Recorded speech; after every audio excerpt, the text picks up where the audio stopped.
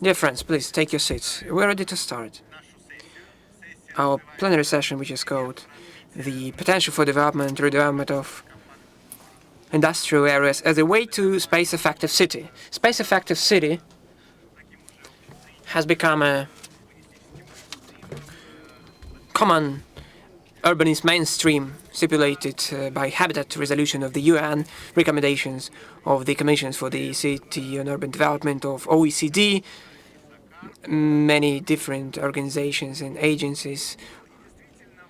And if you take a look at the historical cities, the cities with long history, Moscow including, the industrial areas are the main potential to shape this space-effective city, which we should aim at. The industrial areas take about 1/5 part of the capital. Within the Moscow ring road, this issue is very deep, but we have decided to have our discussion in a different way. We're going to move from peculiarities to common things. We're going to demonstrate some projects, and we'll try, through discussing these projects, elaborate on the common issue of redevelopment of industrial areas of our capital. My name is Alexey Muratov. I'm a partner of the Design Bureau of Strelka. I'm going to be moderator of today's discussion. Let me introduce our participants. Let's start with Anastasia Pyatova, the head of Mostroy Invest. This is the executive branch of Moscow government responsible for big projects and investment and the complex redevelopment of industrial areas. We have two architects.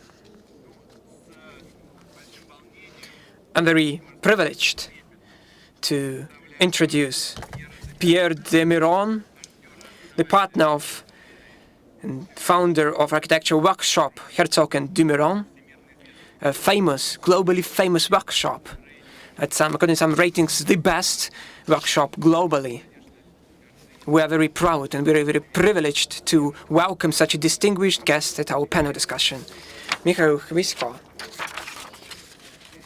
the executive director of Capital Group and the client of Pierre Demiron.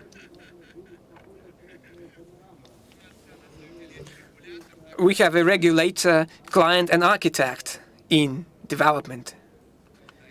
We have full range of our guests. Mark Williams, partner of the British LDA Design Agency, which takes a very effective spot and responsible for landscape development, very actively engaged in Moscow and in Russia, particularly the concept of Gorky Park, which is the basis for this area development, was developed by LDA Design. Now it participates in Serpent-Molot area development, industrial area close to the third ring road. And we hope to hear some interesting details about this project as well. And Pavel Pasilyonov, the president of Ingrad Company, which is one of the biggest development companies of our capital, which is engaged in many projects.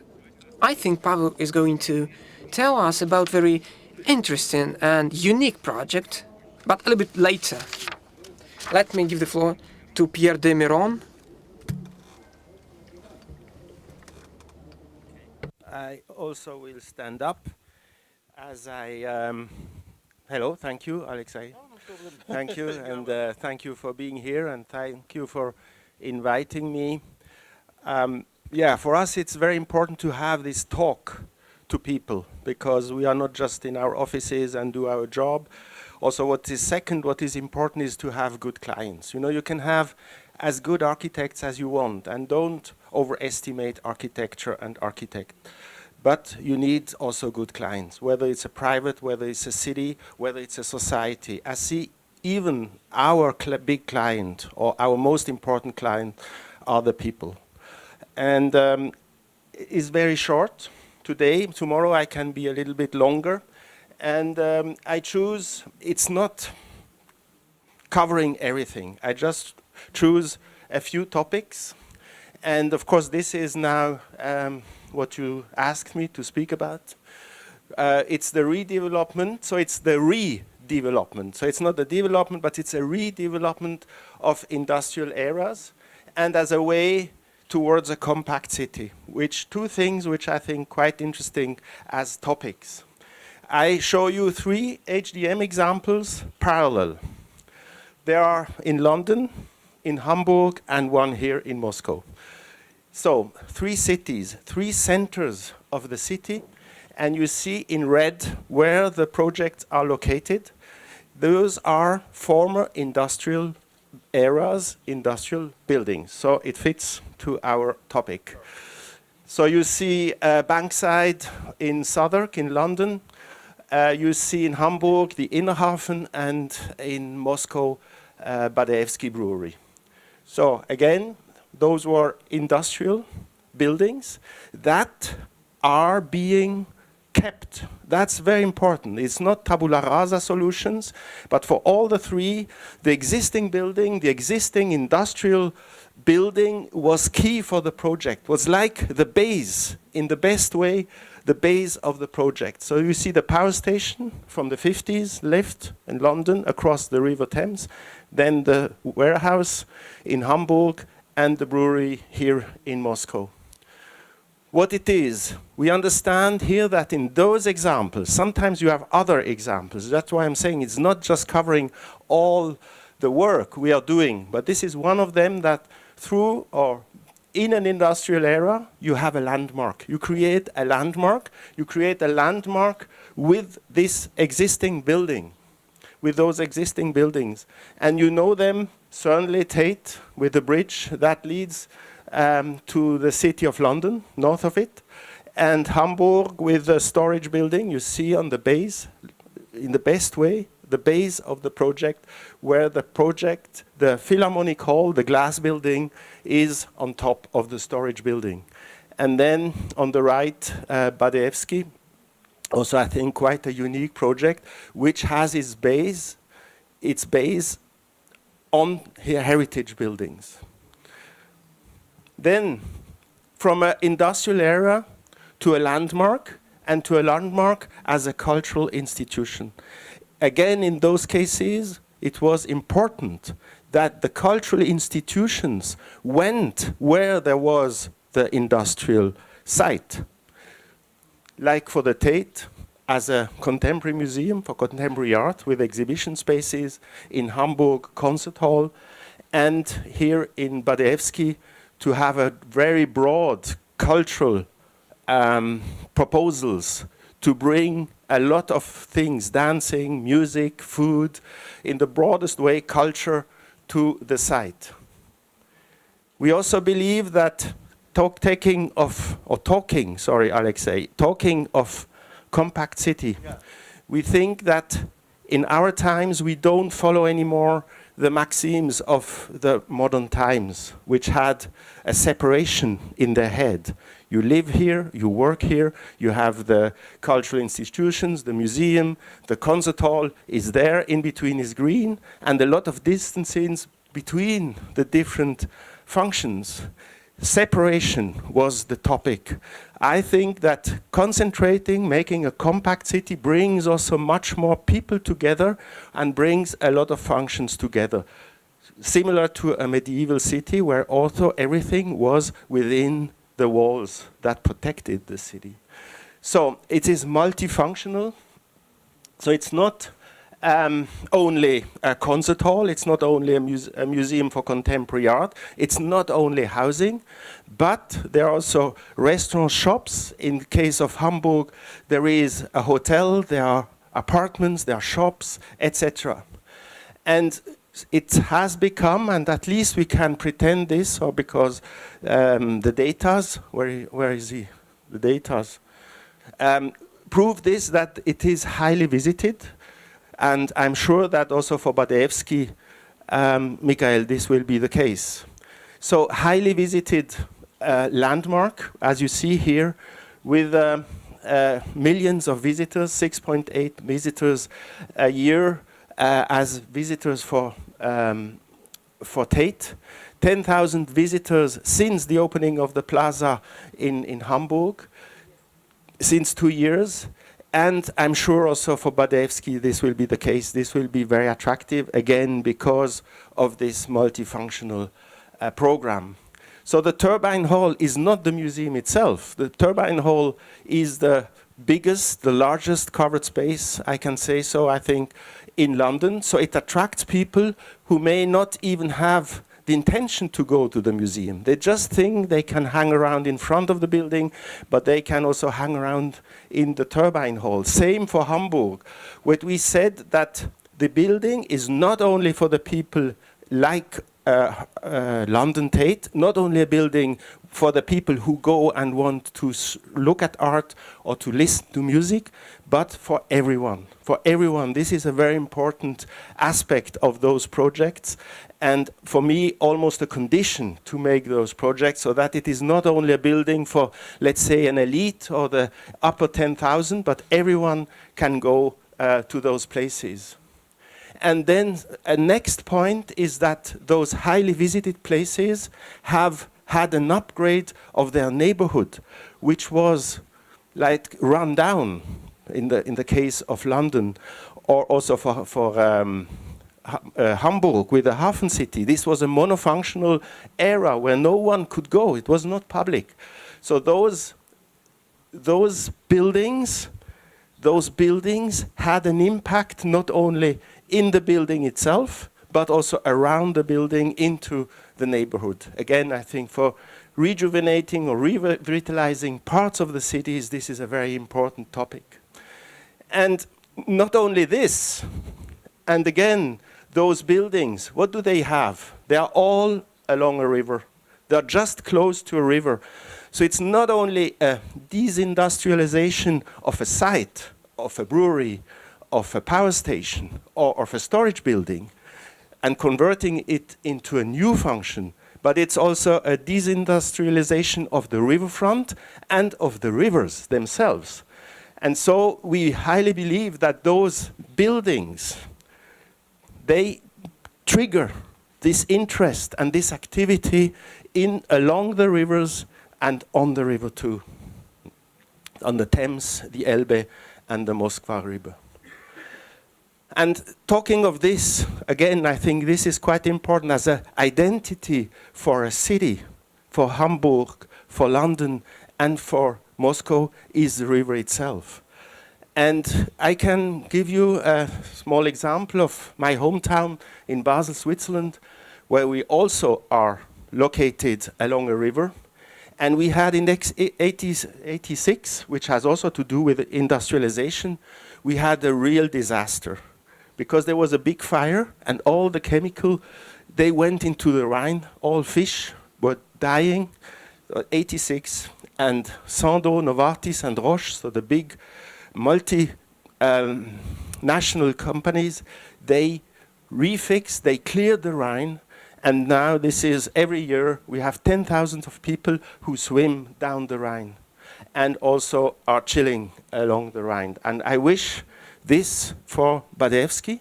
I wish this for the whole Moscow embankment. That's a movie. A movie, you know it, the movie.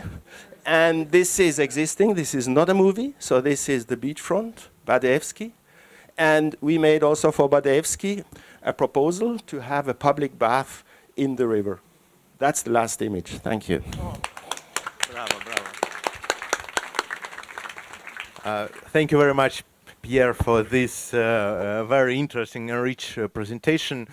I have two questions for a moment. First question about Badayevsky. It's a project, it's a housing project, finally, destinated to some clients, destinated to sell apartments. But you have a very big public program, including people who will swim in Moscow River, people who will visit restaurants, people who will make a noise, like in Patriarch Pond district. Who is an addressee of this kind of housing? How you imagine the customer, the client? Question to me or to the client? Of course, they are, I think, again, as I said, it's multi-layered, multifaceted urban development. So you have political, you have architectural, you have urban questions, but you have also economic questions. And in this case, we understood that the buildings, or at least part of the buildings, had to be protected. You know, this is not so obvious. You'd rather maybe demolish. If you look from an economic point of view, you'd rather demolish everything and build it new. But the client decided, and this was also a decision from the client, to keep as much as possible from the existing buildings. Even we rebuilt one. They are not classified? Yeah, they are classified, okay. But, yeah, we keeping part. Then, instead of putting the apartments, the flats, between the factories, the building, the listed buildings, and the riverfront, we just elevated them so that you can see now again the buildings, the heritage buildings. You create a park, which is public, and you have an embankment which will be, I think, highly. Now your question, you know, this is all one in one. And of course, this is not just social housing, but social housing is maybe somewhere else. It doesn't mean that but in this case, it's certainly, it's an apartment, but you, Michael, you can answer better this question. There are apartments to be sold, to be rented out, etc. On a higher level, that's for sure, that will be the case. That doesn't mean that you don't do something else elsewhere to do social housing or housing for lower rents. And in general, what is... Because again, you know, to build this up is of course not the most economical way to build. That we have to be very fair on that. But you have the benefit to create this public park and to see the building from the river. That was the trade-off of all those different aspects of the project. Okay, thank you very much for this answer, Pierre. I must ask one question to you as an author of Hamburg Philharmonic. Now we are in the Zaryadye Philharmonic. What do you think about this building, about this project, about this park? Very honestly, I think it's a very strong project, and I congratulate many people who are part of that. First of all is the city of Moscow, who decided to make a park, and not just a park to create a park and to have some green where there is not so much green. By the way, it's also along the river, so it's also related to the riverfront. But in the park, you have also a cultural institution, which houses this forum, but also as a concert hall.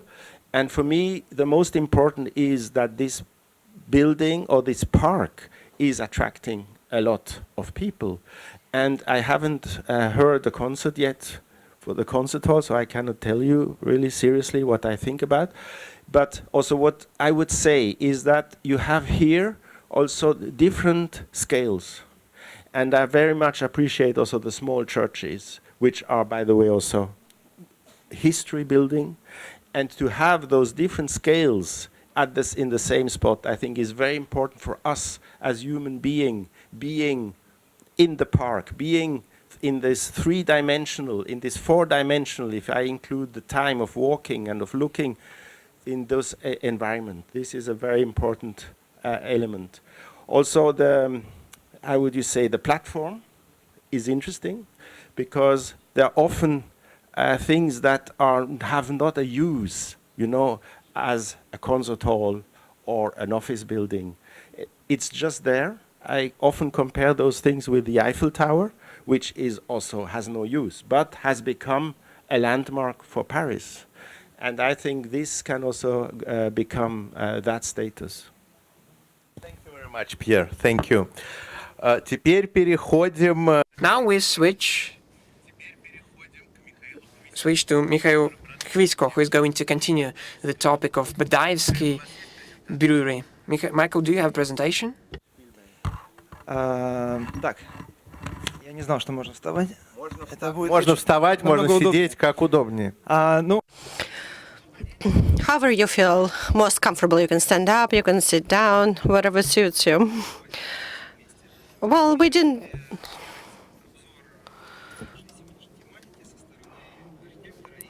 Well, I didn't know that I'll be speaking today together with Pierre, but once we learned that, we decided to talk about Badaevsky from 2 points of view. So I wanted to talk about Badaevsky as a very positive redevelopment example. Well, I would like to start with the history, but not the history of this area, but the history of development of or redevelopment of industrial zones. So this is not the only side that we work with, but every time that we're talking about industrial zones, we know that each industrial zone is historical, and of course each one of them comes with certain complexities, certain constraints, and sometimes it just becomes asynchronous with the times. So Badaevsky was quite a glaring example of that. So we had quite a lot of site constraints that were not really related, and I'm talking here about land law, about demarcation of land plots. So I'm talking about different preservations of different land scales. So we had a lot of constraints because Badaevsky is a multi-layered facility and it's gone through different eras. So that was, complex though it is, quite a daunting task. So we were looking at this area and we were trying to think what sort of things we'll need to deal with. Number one, we had to address the density issue. That's is exactly what Pierre talked about, because on the one side we have the river, then we have this historical building, so we had to address that issue. We also understood that we needed to undertake this restoration project for a historical building. We needed to reinvigorate it. We needed to find a reason for them to exist, and of course we needed to find the funds. And the third task at hand was an intellectual one. We needed to preserve the identity, the genius loci of the place, if you want. We wanted to preserve the attraction of that area. Of course, we had a lot of debates, so we studied different experiences, how industrial areas are dealt with in more remote city districts. And to tell you the truth, these industrial areas which are located outside of the cities, when we develop them, we have to create a transportation network, social infrastructure, we need to create jobs. And what Pierre talked about, well, all of that needs to be done in remote industrial areas. But in our case, we understood that we are already in the city center. Therefore, we have a metro station nearby. There is a Kutuzovsky Avenue. There are restaurants. There are shops. So the infrastructure is already in place. So what we needed to do, we needed to create certain sites to build certain buildings, and that was that. But of course, we realized that this approach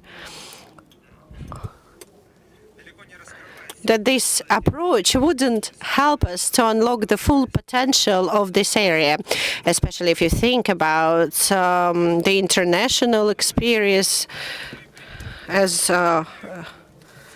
talked about in Pierre de Meuron's speech. So we decided to actually look at all the international experience, and we decided not to choose an easy way out. We had to do we had to go through a whole series of permits, and let me tell you the truth, this project wouldn't be possible without the cooperation of the municipal authorities. So we looked at, we did the landscape analysis. We looked at what is being done in terms of urban development in the city. We looked at all of these multifaceted issues. So we decided to approach it step by step. We worked together with municipal authorities, with architects. We had to find a lot of compromises, but at the same time, we were not compromising on the final result. And I think that is something that allowed us to see this project materialize. I'll just take a couple more minutes to tell you a little bit more about the highlights of the project, because we raised the building by 35 meters off the ground. That allows us to deal with the density issue, to deal with the historical identity of the place. And what's more important is that we are creating a public park which is accessible to all of the people who live locally. We can also tie the architecture in with the architecture of the Kutuzovsky Avenue. So we preserved while building. We're actually rebuilding a second one. So this is a rendering. You can see what we're going to have here. We're going to have a food market, co-working. We're going to have gyms and fitness. In the west wing of the gallery, we're going to have a large retail space. This is a building that we are building anew following historical developments. We're going to have a beer brewery there that will also incorporate the legacy of the place. So we are improving the logistics, we're creating new public spaces, and we are actually doing something special here. For instance, this is an elevator zone, and we decided to open a steam bath there, and also we work with unique spaces. So we talked about the penetration of this whole area. We created children's playgrounds, astonishing views of the embankments. We worked on the improvements of the embankments and the development of its infrastructure. Of course, even if you develop the embankments but it remains empty, that will not be super successful. So we work together with architects, we work together with the city, and I think that we managed to create a really well-balanced, multifunctional development that will transform this whole area of the city. Thank you very much, Mikhail. Let's give him a hand. Yes, Pierre?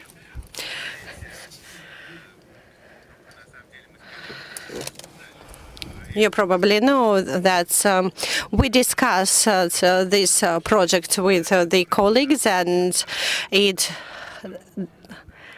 really doesn't leave people indifferent. So people have all sorts of emotions about it, all sorts of feelings. But let me ask you a pragmatic question. What is the economics of this project when you raise or elevate the 8-story building? When you put it on pillars, you're not going to make any money, but you are spending a lot of money on this development project, on building a park, on renovation, reconstruction, on the embankments. How are you going to reach this state of self-sufficiency? How are you going to get the return on investment? Well, you know that the devil is in the details, but I don't think that this solution will actually make the project that much more expensive. And the second thing is that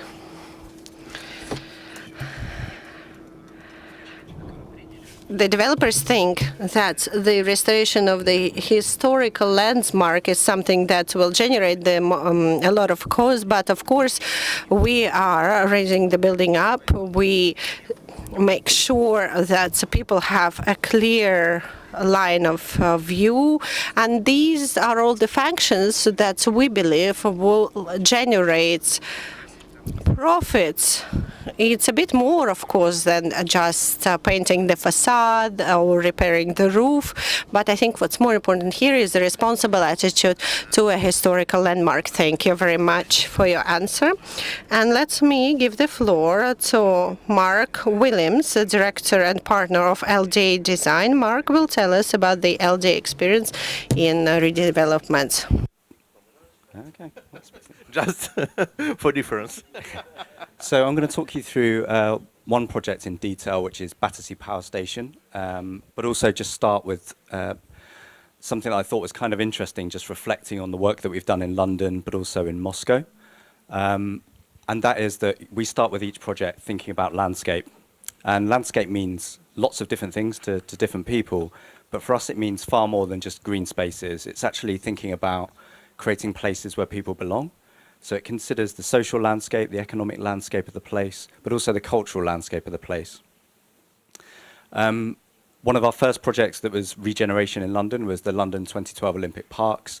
Here you can see it back in 1995. It was an industrial site in East London where basically all of the fridges and disused fridges in East London got taken to this site and just stored on site and then used as a landfill site, so heavily contaminated site. The scheme obviously had to work for the ultimate deadline that could not be missed, which was the 2012 Olympic Games. And we designed a scheme that worked during the Games mode, but also thought about a legacy mode. So using the green infrastructure in the park as a framework for long-term regeneration of this area of East London. And it gave us an opportunity to do some things. Pierre was touching on some of these points as well. It was thinking about the relationship with industrial sites and water, but also giving us the opportunity to start healing that post-industrial landscape, to bring nature back into the site, to soften some of the canalized embankments and bring biodiversity back into the heart of the site.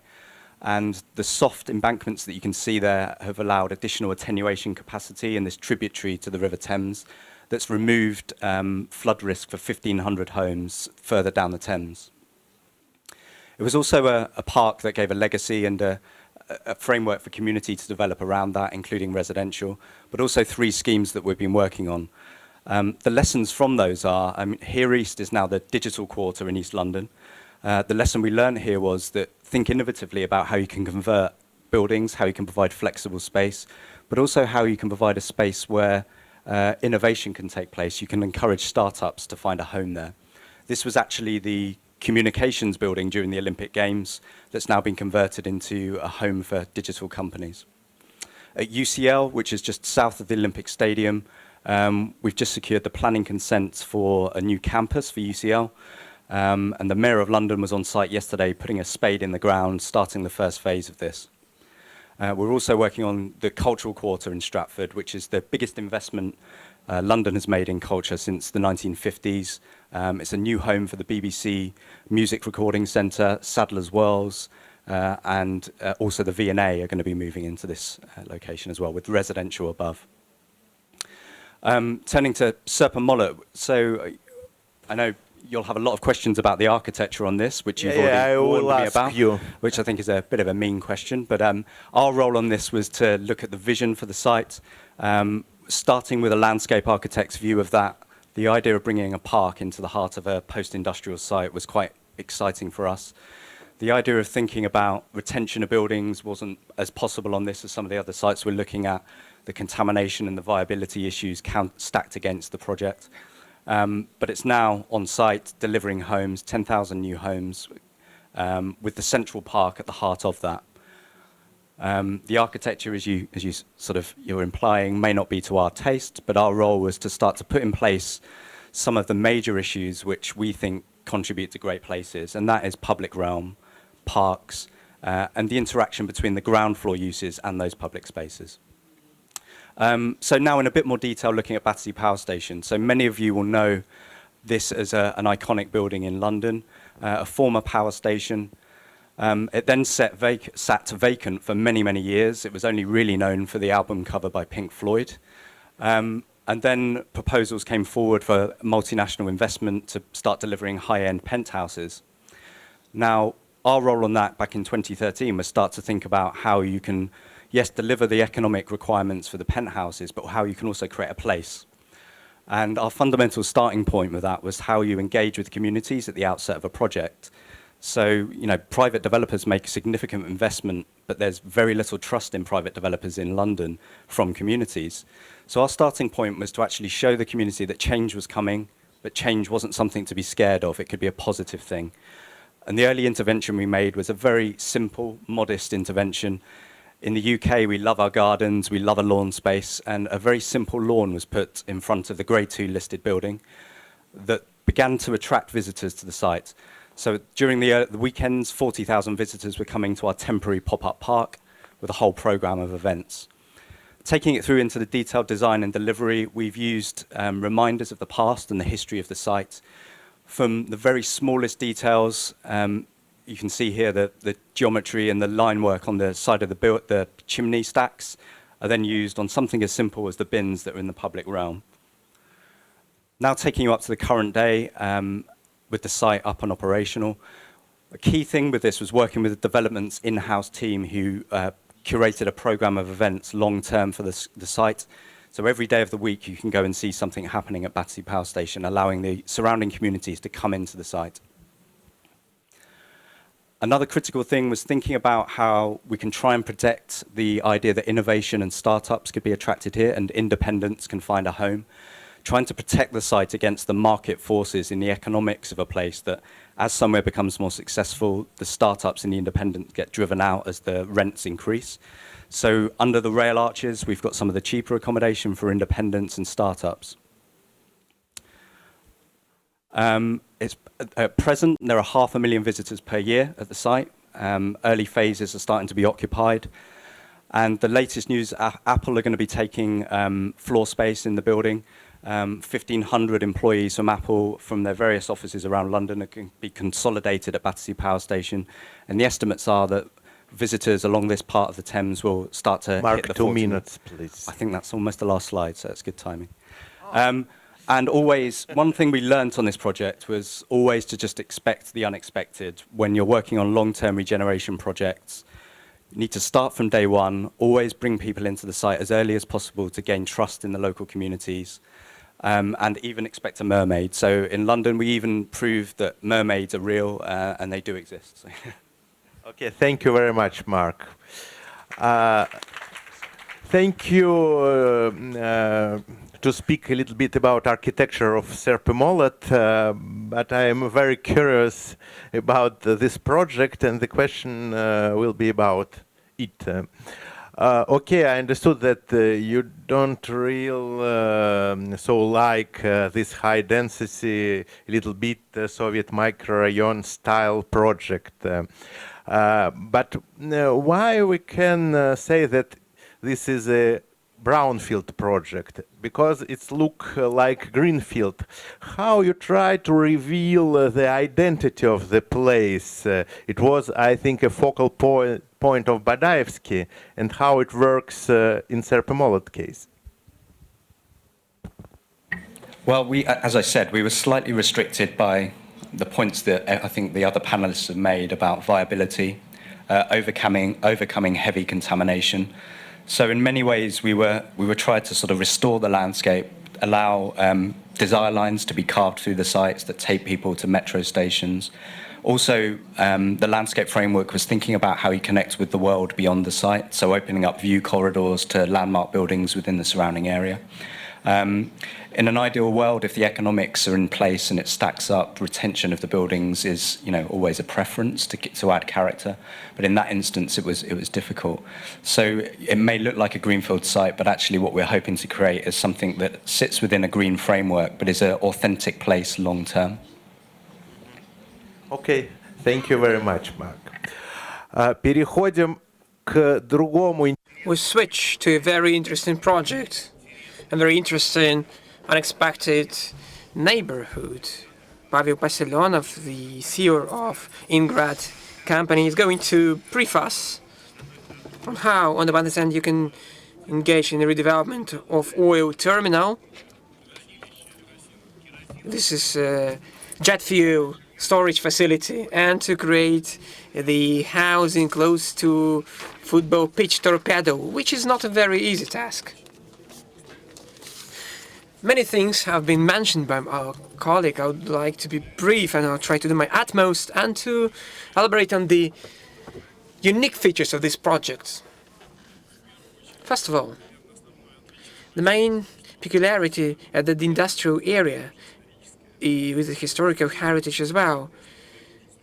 It existed in the late 19th century and was owned by noble houses, the name of which the best award is named after. We always follow who this Nobel Prize go to. I believe that it is very relevant, and it is connected with our area.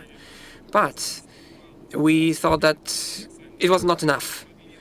We couldn't agree with the city. You know, the modern development in megapolises is the art of finding trade-off points and meeting each other halfway. So seeing the socio-economical development, the job creation, those are all investors, but these are residents, current and future residents of our city, as the current area is different from many industrial areas, as it is very close to residential areas with residential real estate. People have their own vision of that development, so the art of finding this compromise at times, which is not going to kill the economics of the project, is very important. So it looked like that.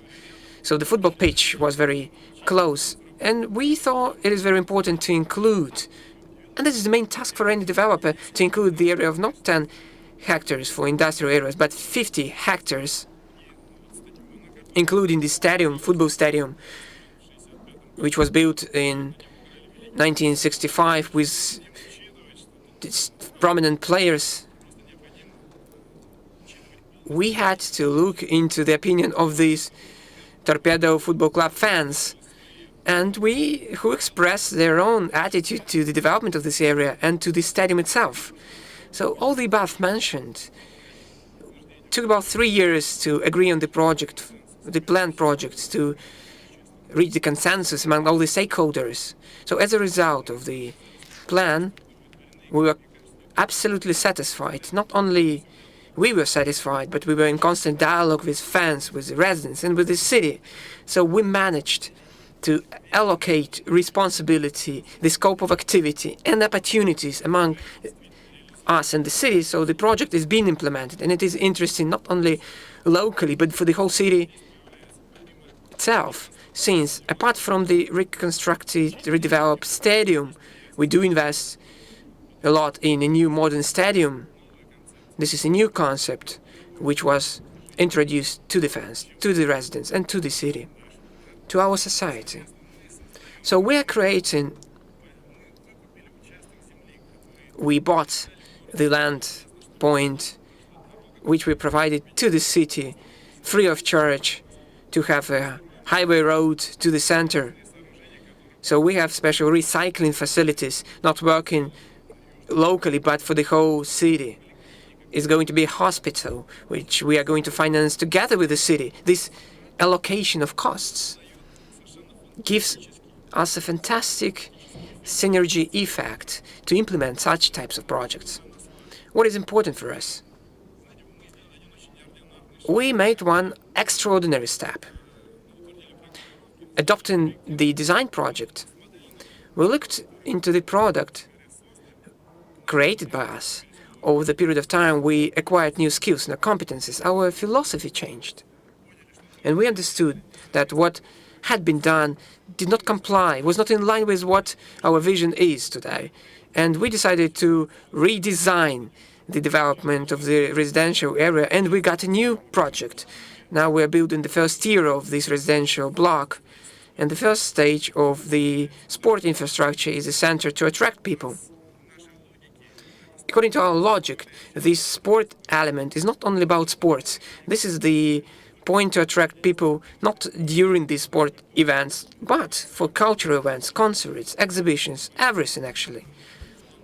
We would like it to be a new public city space attracting residents from any part of Moscow. So we had international auction, and two famous foreign companies took part in that and won the project to create. St. Morrison won the project for the development of Simonovska River embankment development. This is the stadium itself. That was an extraordinary decision to redesign, to change the concept. But we decided to do that. Of course, our Moscow architects take a very active role in that, since they're working with the federal planning agencies. So all the stakeholders were involved in order to achieve the maximum effect. And what is the best maximum effect? Talking about this space, we decided the following. So the platform with industrial facilities were to be turned into the platforms to bring positive emotions. That was the task of the modern development. There is nothing to add. Thank you very much for your attention. Thank you very much, Pavel. A very interesting conclusion. The major goal of modern development is the positive emotions. I have a couple of questions to you. The first question, if I do understand correct, this yellow line is the residential block which you have redesigned. It's different. In the violet, what we have redesigned, yellow color is what we are designing right now, and we also changed the concept of the stadium.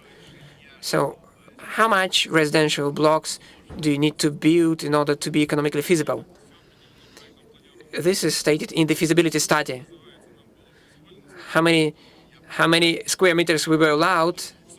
It's going to be 100,000 meters of residential area, 30,000 of commercial real estate, 2 kindergartens, 1 school. But the main thing is the stadium for 15,000 people. We're going to be the only company next 10 years which, after the World Cup, is going to build the football stadium not only in Moscow. But you have bought Torpedo Football Club. Yes, that's right. We bought this Torpedo Football Club. That's how it happened. This is an extraordinary approach. When you understand that you need to build a stadium, first of all, you need to answer the question, who is going to play on this stadium? Who is going to be the club to play on this stadium? It's impossible even to give the design of this stadium without owning the club. That's why the much work was done in order to keep authenticity and traditions of Torpedo Football Club. Pavel, were I a sport journalist, I would ask you why you changed Kolovanov for Ignashevich as a coach.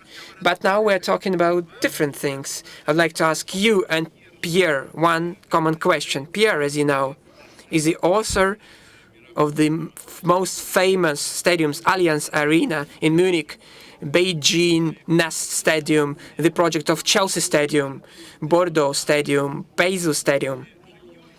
So stadium and residential areas, two quite conflicting, not very good coexisting functions. How can you reconcile these two things? Just brief on that.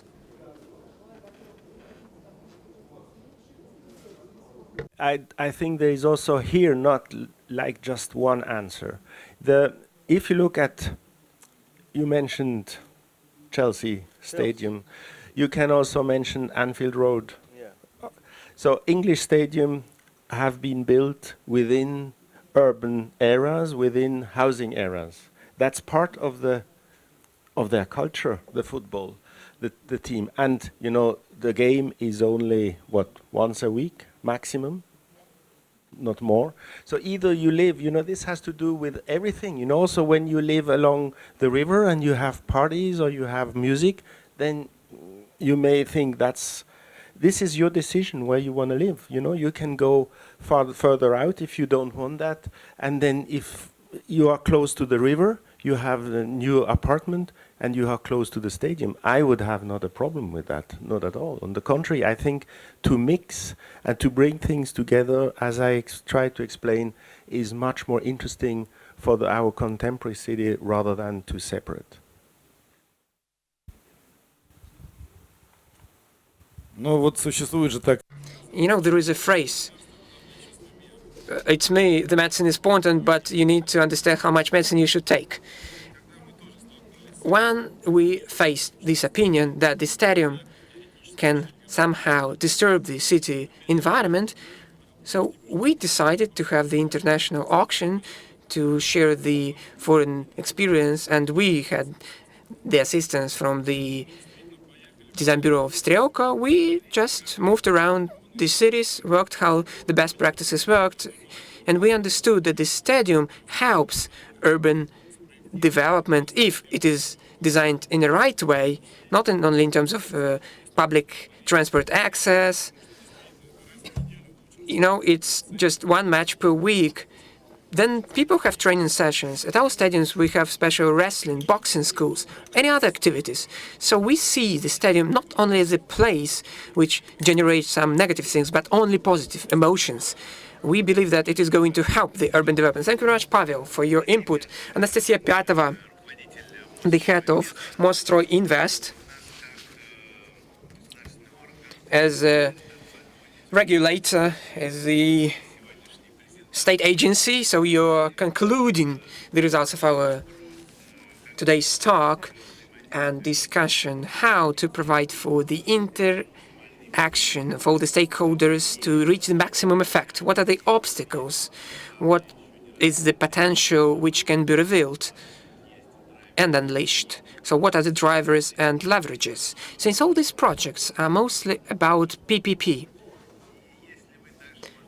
and a couple of words about the projects which you have seen. It would be a great pleasure to listen to you.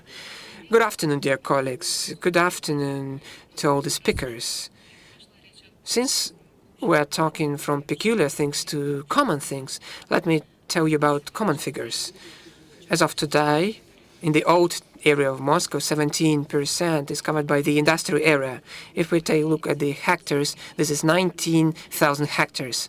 As of today, they have either existing industrial facilities, scientific institutes, or partially these are the areas which we are planning to redevelop.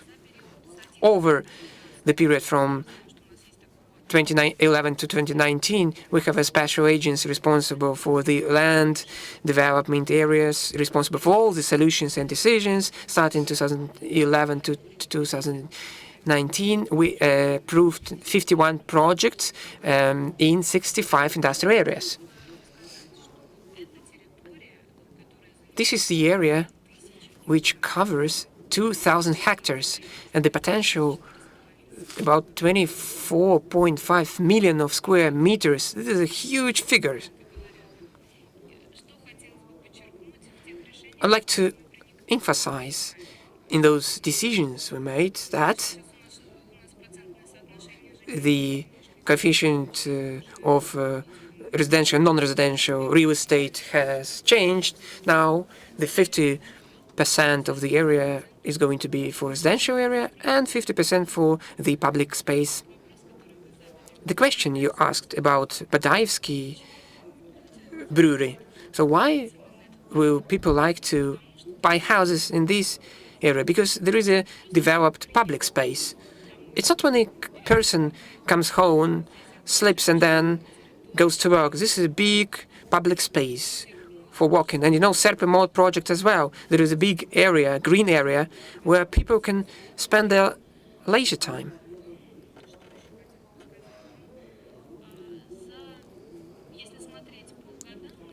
Looking at the number of applications from the developers for industrial areas, 2015, 2016 were breakthrough years where the biggest amount of decisions and solutions were made, but the interest is still in place. There is one tiny peculiar thing.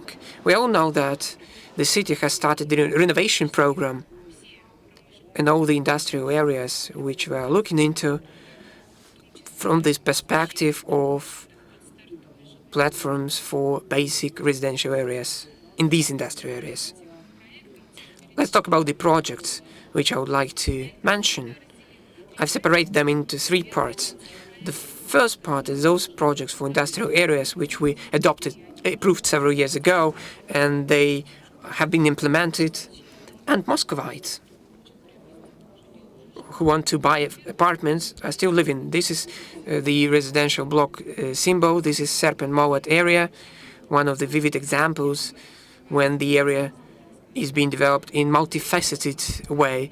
1 million square meters, we see 400 square meters of non-residential area, hospitals, detached, semi-detached buildings, 2 schools. The area is developed in a comprehensive way. Another big project I would like to mention, 2 projects, PSN company. This is residential block Sreda and residential block Grenada. This is industrial area in the southeast of Moscow and southwest of Moscow, close to Budovsky Natural Park, 50 to 50, 295,000 of residential areas and 290,000 meters of non-residential area. Another group of industrial areas approved and went through the procedure of public hearings, where we see the beginning River Sky project, 50 to 50 of residential and non-residential areas. Another project is RG Development, residential block of Semyonovsky Park in eastern area, a very big area actually, and residential block of Sirenevy Park, Firuz company, both residential area and non-residential area with the social infrastructure facilities. I'm just voicing the biggest projects which we approved, since there are many small projects. And the third category of those industrial areas which were to be developed. This is a big area of Ingrad in east of Moscow, the electrical depot of Cherkizova, and a big project, MITS company, Pechatniki district of southeast region of Moscow, district of Moscow. So based on these decisions we made, the residential non-residential ratio is 50 to 50. So I would like to underline that it is very important for the city, so for the development of the sustainable way of the city, to have the sustainable microclimate for the people to live. I think that the developers understand that it is the right way. So it is economically feasible, and it is how it should work. Thank you very much, Anastasia. Very interesting brief on the projects, talking about the particular industrial zones and projects of development on the website of Moscow. Your favorite place is Museum Park.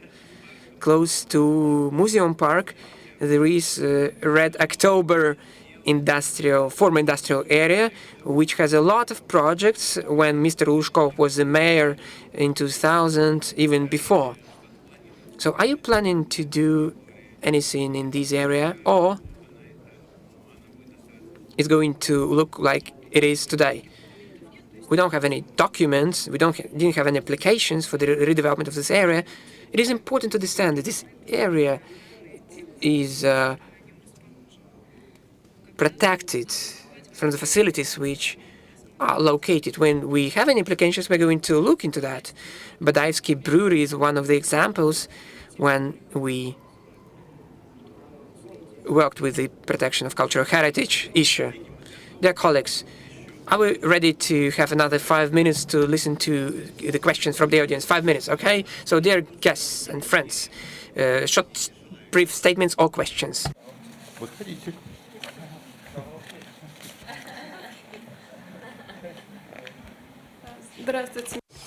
Good afternoon. I'm Yulia Zvereva. I would like to thank all of the speakers. I heard a lot of interesting things about revitalization, renovation. And so, I'm really tempted to ask each speaker several questions.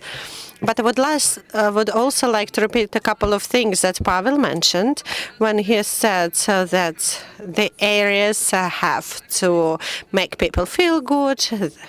We have to make sure to preserve the authenticity, preserve the historical legacy.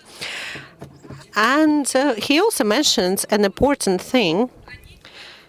He said that Ingrad organized an international bidding procedure.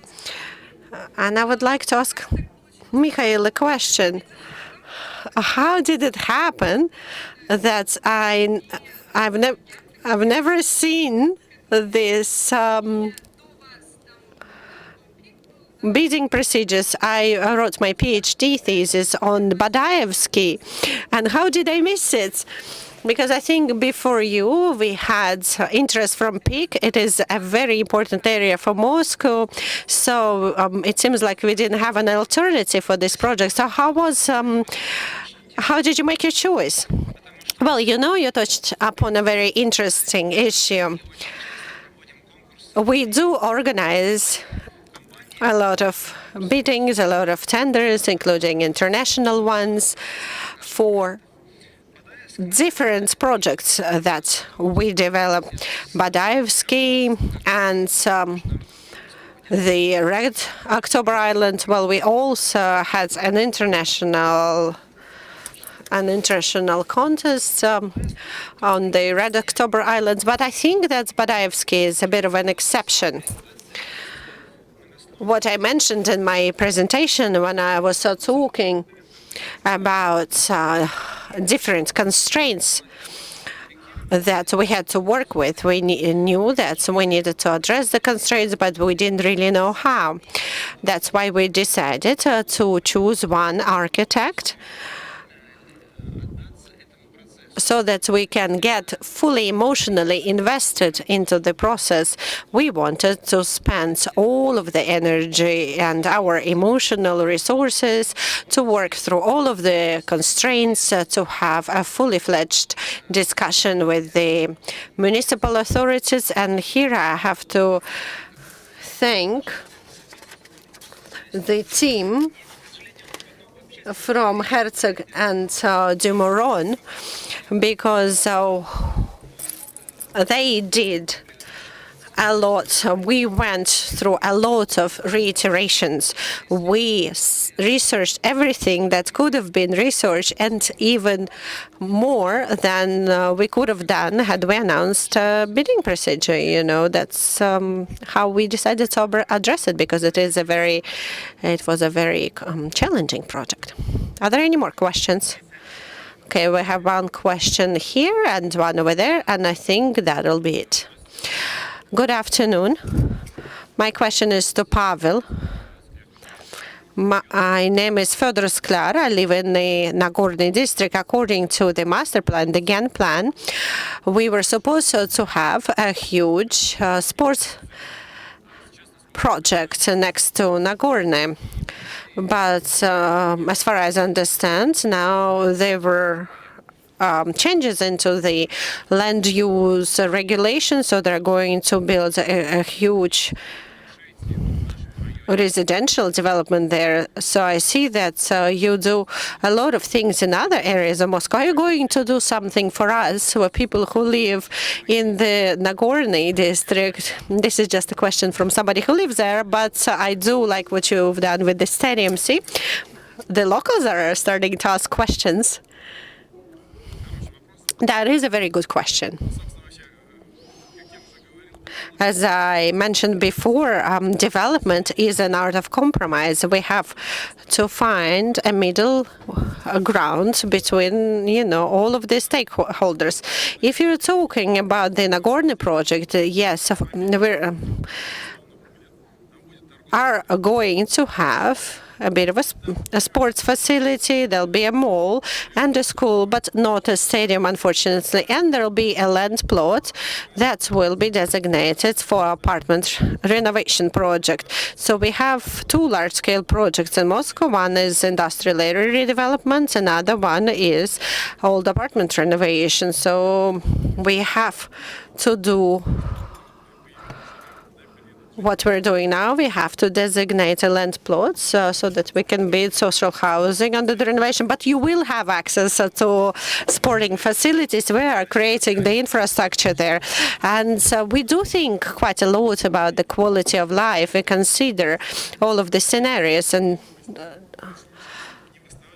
you know that we are not selling commercial real estate. We lease it to, let's say, yoga studios and so on and so forth, even before we start breaking the ground. We already know who's going to rent the bakery and who's going to open a yoga studio. So we know that quite in advance.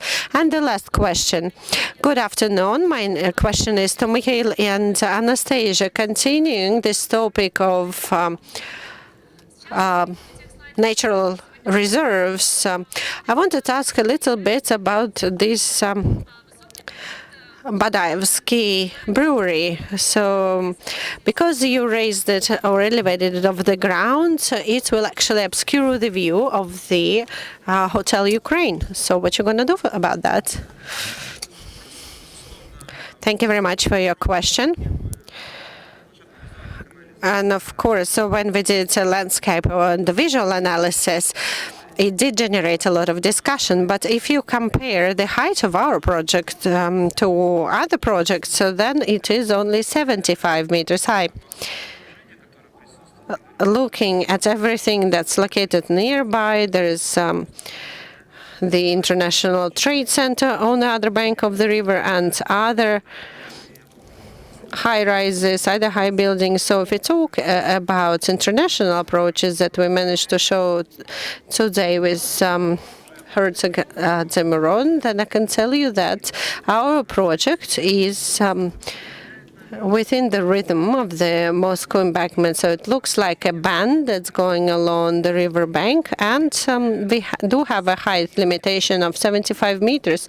So we don't really think that it will stick out too much, and we will also open up the historical buildings, and they'll be clearly visible along the banks of the river.